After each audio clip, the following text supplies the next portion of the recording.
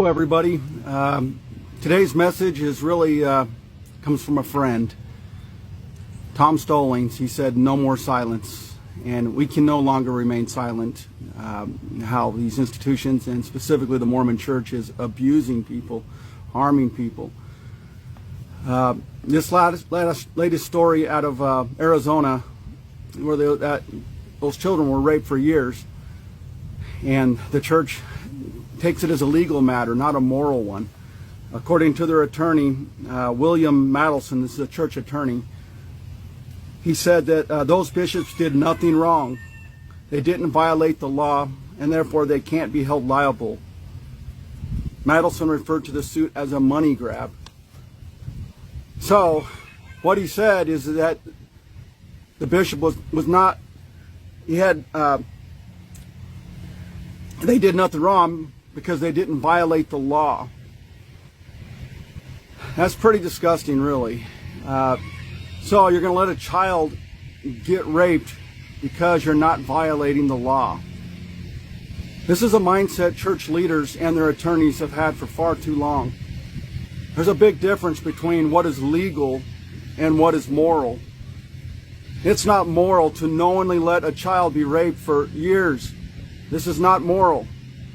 The church is supposed to represent Jesus Christ and be a moral organization, but yet they follow the attorneys. They do what the attorneys tell them. What is legal is what they focus on. This is disgusting. And then they go on to attack the victims, that it's nothing but a money grab. The church is attacking victims. This has got to end. And in the heart and the spirit of Tom Stallings is going to be silence no more, at least for me, for the next 30 days. Every day I'm going to come on here and I'm going to do a video. And I'm going to share a message. And at the end of those days, I'm going to put on an event at the church office building where we're going to discuss all the harm that's coming to individuals from church policy and church actions. I'm encouraging everybody every day to come on and share their story of how they were harmed by the church. And there's really 5 categories where I have them placed, and I've learned in the hardest ways. And I'm going to share. I'm going to share that. I'm going to flip this around. Let me see. Can it flip around? It doesn't flip. I'll post it. We've got to do things different. I'll show it to you in the back in reverse, though. We're putting on an event on September 26th through September 30th, where we're going to be in front of the church office building, and we're going to share stories, and we're going to have a conversation describing the harm caused by church leaders and their policy they're placing upon members. We can do better. We must do better. And I'll post this video. But anyways, that's my video for today. We can't permit this to go on any longer, where people's connectiveness and their sense of worth is being damaged because of policy. Guess we'll talk to you tomorrow. Today's message is really, it's a hard one often for guys my age to digest. And truthfully, it took me time to digest this topic. And this is on LGBTQ issues.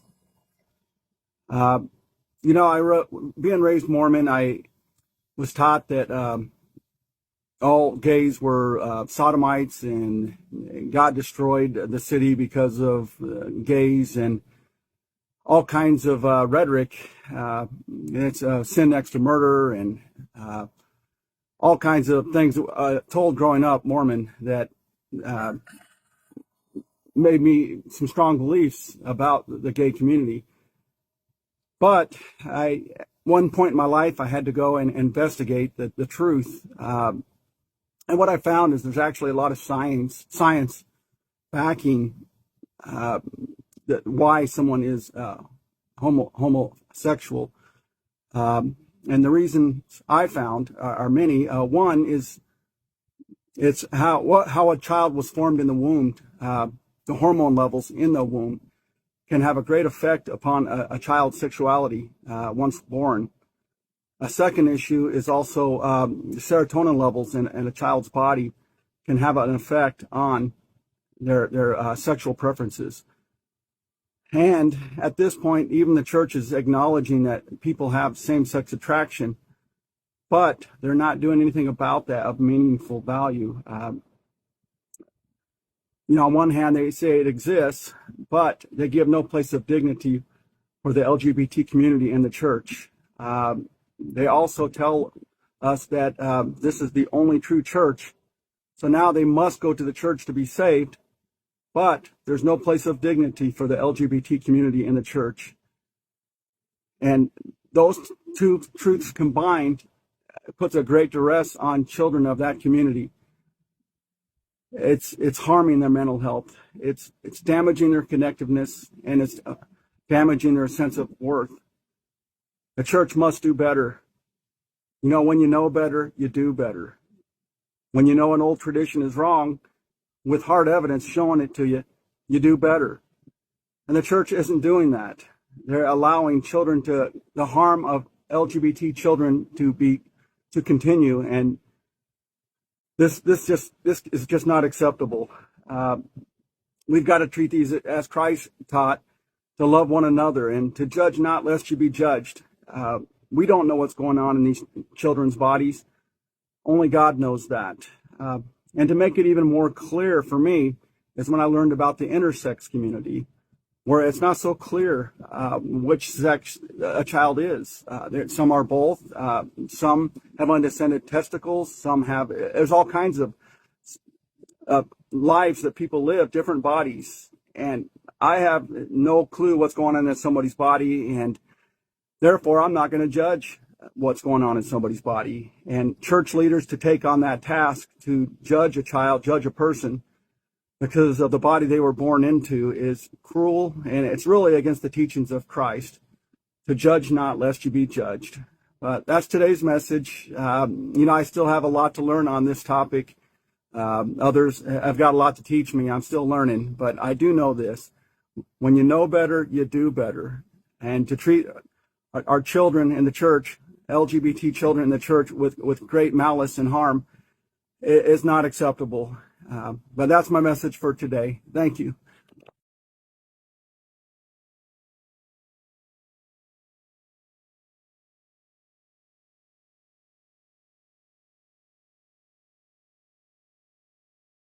It pains me to see so many people being hurt by the Mormon Church.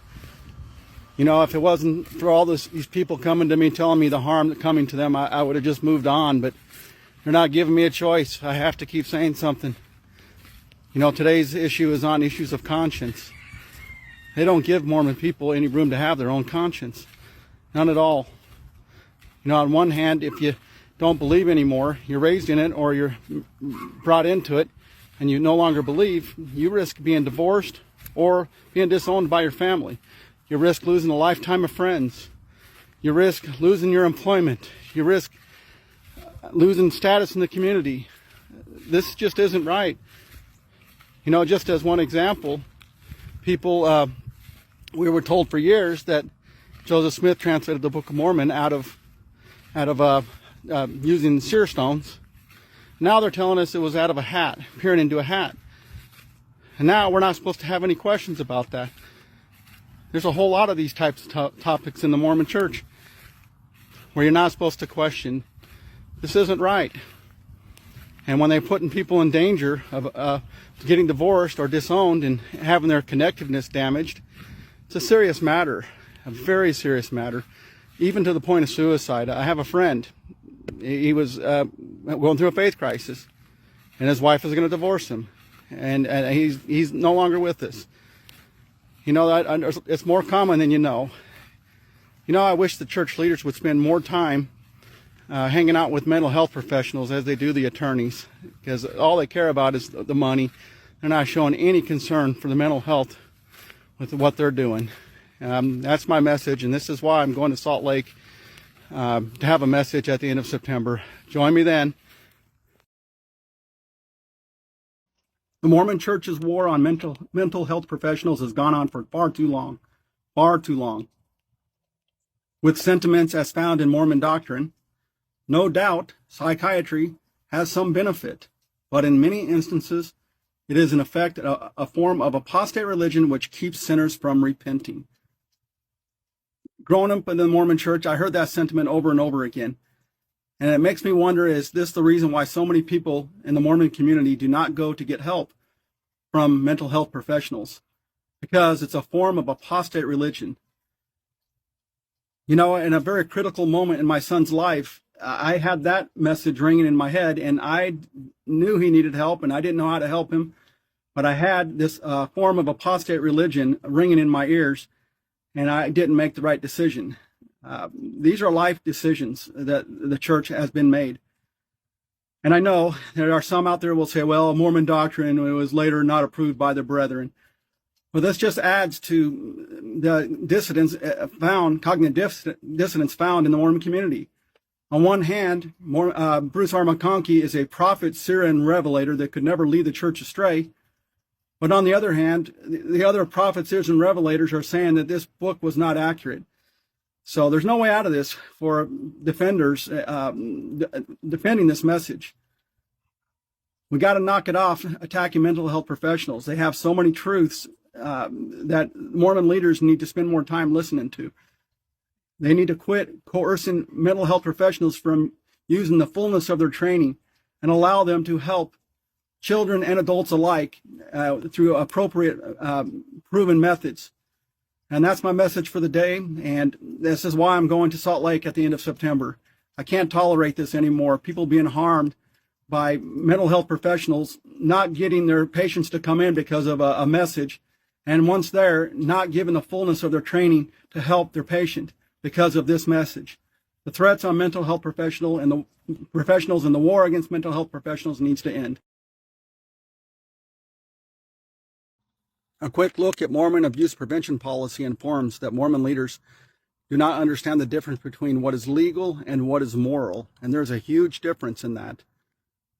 It is evident while reading their policy that it's their attorneys that wrote that policy, not to protect children from abuse, but to protect the church from liability concerns. What Mormon leaders fail to understand that it's not an attorney's job to give the best moral advice. It is their job to give the best legal advice. And if an attorney fails to give the best legal advice, they place themselves in liability risk. Mormon leaders are failing to place moral input into their abuse prevention policy, a policy that does the bare minimum. Actually, it's negligent policy. It does almost nothing to protect children from serious abuse. And you know what's confusing for me is the Mormon leaders put all this effort into making sure kids don't smoke or drink and do nothing sexually immoral. But they turn around and have policy that guides children right into that. It's a proven fact that abused children are more likely to do drugs and alcohol. Proven. It's also a proven fact that abused children are more likely to have problems with immorality. But yet, Mormon leaders, in their blindness to legal advice from the attorneys, are unable to understand the harm they're bringing to their own children, the children they lead. This is unacceptable. We cannot let this policy go on any further. Too many children are being harmed in permanent ways. We can do better. We must do better. And that is why I'm going to Salt Lake at the end of September to share a message. And it's not one of scorn, but try to persuade these church leaders to take a different policy. The Mormon people are my people. They're my family. They're my children. They're the children of my friends. I'm going there to share a message and have a conversation. I hope they'll partake of that. But that's my message for today. We'll see you tomorrow. Mormon leaders, religious leaders, is what this man did best for himself, best for his wife, and best for any future children he might have had. Surely we have to approach the issues of LGBT differently, because you're damaging connectiveness when this man gets a divorce. You're damaging families when this man gets a divorce and his kids have divorced parents. You're damaging the sense of worth when they feel there's no path to God and being true to themselves. Surely we can do better. Why I married a woman when I knew I was gay. A short story. I remember packing up my things in my apartment the day before my graduation from college. My wedding would be 2 weeks later, and I knew there would be no turning back. I began crying as I popped open the trunk to my Nissan Sentra, flung my stack of books into the trunk, and a few of the paintings my roommate and I had thrifted over the years in college. As I made trip after trip from my apartment to my car, loaded up every memory and every possession I owned, I couldn't stop the visceral emotions I was having, coming to terms with the fact that in 2 weeks I would no longer be able to hide. I had tried for the last 2 years of being engaged to my fiancé to camouflage my sexuality and cover it with the things I called purity and respect and good Christian values. But I knew that with the vows and an exchange of rings, I would be hers. I would no longer be able to conceal my heart to the 4 apartment walls that had become synonymous with my safety. My parents helped me finish filling my car with the last of my things, and as I got into the driver's seat, wiping away a tear out of my left eye, my mom leaned over from the seat behind me and said, "What's wrong, honey? I know you're going to miss your friends." She had no idea why I cried, and that it felt like with each breath I took, I got closer and closer to my last days of freedom. I say freedom, but it wasn't really freedom. It was an understanding I had with myself that until that point, I had protected myself from feeling like I had to perform physically or sexually with a woman. Protecting myself is central to my story and can't go without mentioning. Everything I did was to protect myself from anyone ever finding out that I wanted to love a man. So I joined a fraternity, continued playing on the football team, participated in every internship and club I could that might keep me busy. I became a professional at protecting myself through what I thought would camouflage this thing that I wanted no one to know about, something I had been told to believe was disgusting and vile. So as I drove home to Florida to spend the next 2 weeks preparing to be married, I moved about the earth like a zombie, my gut filled with pain. I was tormented by the thought of my protection being stripped away, and in a method so public. My wedding day was so much more than just a young man being dishonest to a woman he really did love, but symbolized the results of a childhood of religious and emotional abuse and a lack of safety to be who I was. So I stepped up to the altar, accepting that I was weak and not able to run anymore from what I had prepared my whole life to accept, that I would ultimately live my life with a woman and ignore my heart. I hope if you're listening and you have the chance that you choose yourself. There may be fallout and you may have to wait, but choosing your own happiness will never be the wrong choice.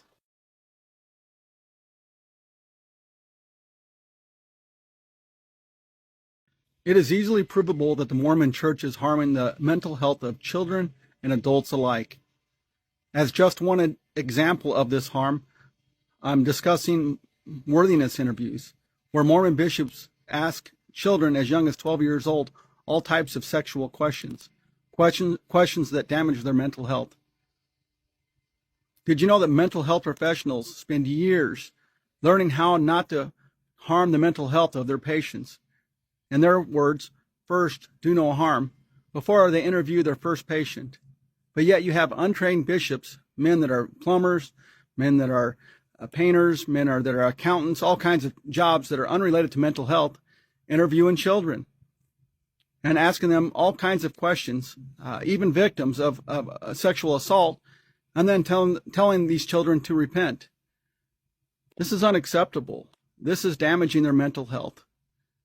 This has got to end, and this is why I'm going to Salt Lake at the end of September to discuss all the harms that the Mormon Church is bringing upon children and adults alike in the church.